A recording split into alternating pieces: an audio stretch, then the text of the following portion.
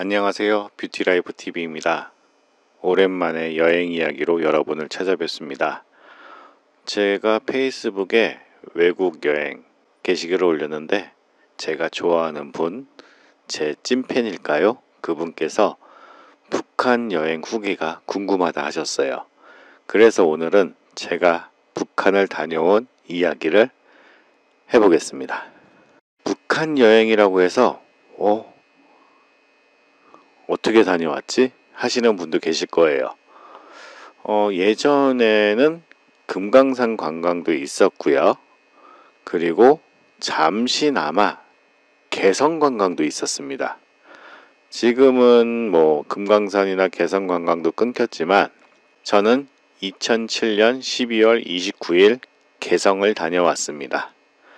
제 기억에 이날 당일치기 관광이 1인 18만원으로 기억합니다.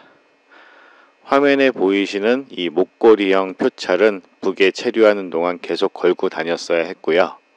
신분증과 같은 거였겠죠? 여권 개념이라고 할까요?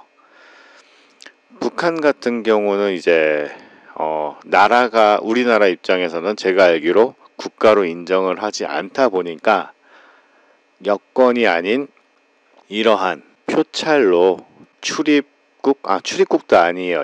이 당시 제 기억을 보면은 출경이라고 하더라고요. 출경. 그리고 세관신고서에도 남북한 왕래자 세관신고서라고 써 있었고요. 이날 제 블로그 포스팅 기반으로 지금 여행 이야기를 하고 있는데, 이른 아침 자유로를 달려 새벽같이 경의선 도로 남북 출입사무소에 도착했습니다. 간단한 교육을 받고, 제 기억의 교육 내용은 언어적인 게 많았어요. 기억나는 건 이제 남한 북한, 우리가 평소에 쓰는 남한 북한이란 표현 말고 남조선, 북조선으로 써야 한다든지, 정치적 군 이야기를 자제하라든지. 우리나라 관광버스예요. 위 차량을 타고 남방 한계선을 넘어 휴전선을 지나 북방 한계선, 그 위쪽 개성까지 이 관광버스로 이동을 합니다. 근데 출발 직전에 요 사진과 같이 번호판을 가리더라고요. 제 추측으로는 아무래도 북한 내 일반 주민들이 서울 혹은 경기 이렇게 써있는 남한의 번호판 요런 거를 가리기 위함이 아닐까 추측해 봅니다. 개인적으로 북한 주민들의 삶, 풍경 사진으로 남기고 싶었지만 참으로 제한돼 있었어요. 정해진 관광지 이외에는 사진 촬영이 불가였고, 북한에서 다시 나올 때 모든 관광객의 카메라 촬영 사진을 모두 확인합니다. 하나하나 다 확인해요. 그리고 출발 전 안내사항에도 필름 카메라 휴대 금지였습니다. 이 부분은 아마 바로 확인이 불가능해서였을 것 같아요. 군사시설이나 기타 주민들의 좀 남루한 삶을 이제 외부 카메라에 찍히는 것을 방지하기 위한 것이라 생각합니다. 남북 출입사무소를 출발했습니다. 제가 탄 버스는 1호차였고요. 대부분 관광객들이 실향민이셨고 연세가 많으신 분들이었습니다. 제가 제일 어렸죠. 남방 한계선부터 휴전선까지 우리나라 군 차량이 콤보이를 해줍니다. 휴전선을 통과하는 순간 우리나라 육군 차량은 유턴을 하고 버스만 넘어갑니다. 그때부터 자연스럽게 어느샌가 이제 북한 군인 차량이 콤보이를 해주더라고요. 북한 측 출입국 사무소에 도착해서 간단한 안내를 받고 버스를 출발합니다. 이때 관광버스마다 가이드 선생이라는 호칭을 가진 북한 사람 2명씩 탑승합니다. 가이드라기보다 감시받는 느낌이었어요.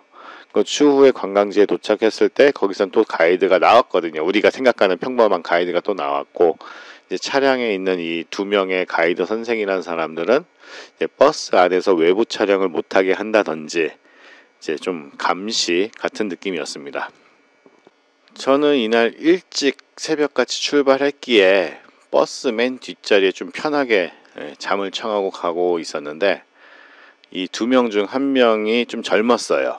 그리고 저보다 한 살 많더라고요. 이제 나중에 대화를 나눠보니까 제 옆에 와서 앉더라고요. 그 넓은 자리 중에. 그때부터 뭐 하루 종일 이 가이드 선생하고 수다를 떨었습니다.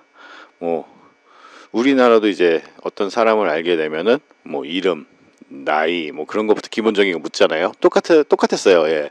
저에게 묻는 질문이 이제 제 명찰 보면서 이름이 뭐냐, 몇 살이냐, 어디서 왔냐, 뭐 좀 얘기 나누다가 갑자기 이제 군대 갔다 왔냐, 예, 다녀왔다고 했죠. 어디 갔다 왔냐, 오뚜기 부대 다녀왔다. 저도 놀란 게 그 북한 가이드 선생이 빡센 데 있었네, 예, 이런 뉘앙스로 또 얘기를 했어요. 북한에서도 이제 팔사단은 유명한가 봅니다. 그러니까 순간 이제 월경 전에 그 정치 얘기, 군대 얘기 하지 말라 그랬는데 뭐 이 정도는 상관없을 것 같아서 대답을 했습니다. 뭐 더 이상 물어보지도 않았고요. 첫 번째 도착한 곳은 박연폭포입니다. 산길을 걸어 올라가니 박연폭포가 나옵니다. 겨울이라 수량이 별로 없었고요. 이렇게 조그맣게 또 이제 휴게소, 예, 매점 같은 게 있었는데 1달러 주고 요 빵을 사 먹었습니다. 주문하실 분은 요 봉지에 7둘 하나, 4둘둘 하나, 예, 전화해 보십시오. 예. 그리고 정해진 루트대로 계속 걸었고요. 이제 대흥산성 북문을 지나서 이제 온갖 자연 경관에 이렇게 이런 붉은 글씨로 이런 문구들을 써놨습니다. 예. 그리고 이제 관음사에 도착했는데 스님이 계셨어요. 북한에는 종교의 자유가 없는 걸로 알고 있는데, 예, 스님이 계시더라고요. 관광객을 위한 스님일 수도 있고요. 박연폭포를 나와서 버스를 타고 이동합니다. 예, 물도 한 병씩 나눠줬는지 사 먹었는지 기억은 잘 안 나네요. 너무 오래돼서.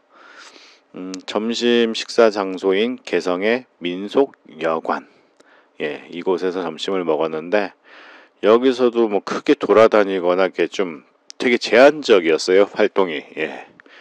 그리고 이게 지금 화면에 보이다시피 1인당 이렇게 식사가 나옵니다.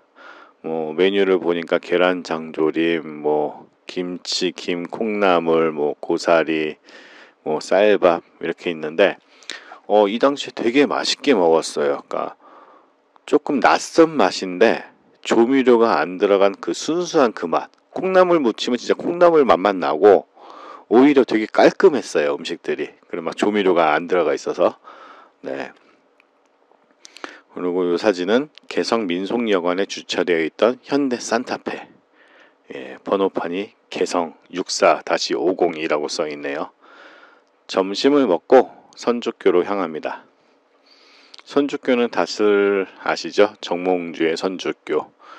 지금 이 사진의 그것이 정몽주의 혈흔이라고 하는데, 네, 뭐 이게 사실일지 아닐지는 잘 모르겠습니다. 그리고 마지막 관광지 고려박물관을 들렸다가 이곳이 제일 개성 시내에 있었던 걸로 기억을 해요. 그리고 제일 가까운 곳에서 북한 주민을 볼 수 있었는데 많은 관광지를 다닌 건 아니지만 제가 느꼈을 때 우리 관광버스가 딱 도착을 하면은 그곳에 있던 북한 주민들은 그냥 사라졌어요. 그러니까 뭐 어떤 교육을 받았건 뭐 어떻게 뭐 사전적으로 안내가 됐는지는 정확히 모르겠는데 저희가 버스가 도착하면 후에 창밖으로 보고 있을 때는 어떤 공간에 이제 도착할 공간에 이제 북한 주민들이 이렇게 여유롭게 이렇게 계셨는데 저희 차가 도착하면은 그냥 버스 내려서 딱 보면은 없더라고요. 예, 그랬었습니다. 그리고 이 사진은 마지막에 이제 하루 종일 저랑 수다 떨었던 저보다 한두 살 많았던 걸로 기억해요. 예, 그 가이드 선생이었습니다.